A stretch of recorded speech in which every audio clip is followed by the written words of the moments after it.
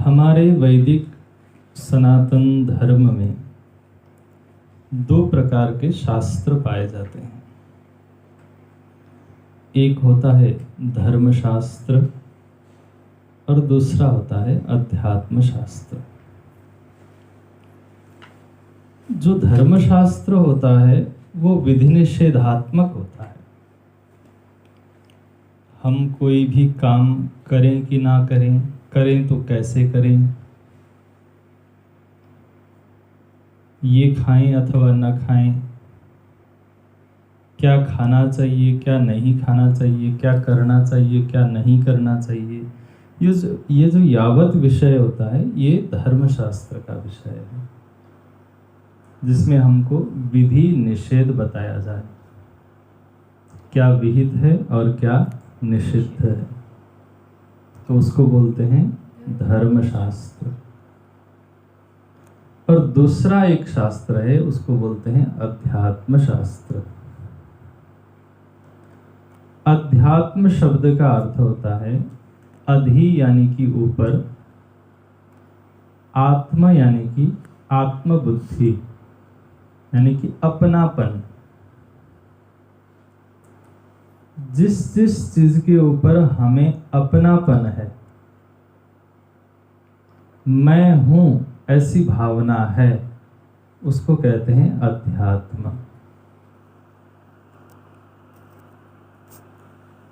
जैसे ये ग्रंथ है, ये ग्रंथ मेरा है ऐसी भावना तो बनेगी, लेकिन ये ग्रंथ मैं हूं ये भावना नहीं बनती।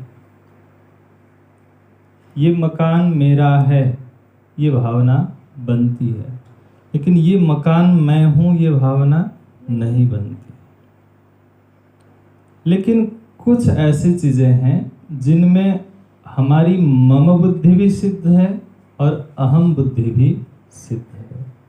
जैसे ये शरीर है, ये भी एक वस्तु ही है जो हमें दिखता है, दृश्य है, विषय है, ये भी एक वस्तु ही है, लेकिन इसमें क्या है, हमारी अहम बुद्धि भी सिद्ध है कि मैं ये शरीर हूं, मैं मनुष्य हूं।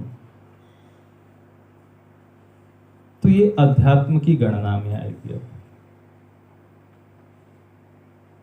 जैसे मेरा मन है, मैं शांत हूं, मैं अशांत हूं, मैं सुखी हूं, मैं दुखी हूं। मेरा मन अशांत है ये भी बोलते हैं हम, और मैं अशांत हूं ये भी बोलते हैं। तो यहां अहम भी है और मम भी है। मम यानी कि मेरापन, अहम यानी कि मैं।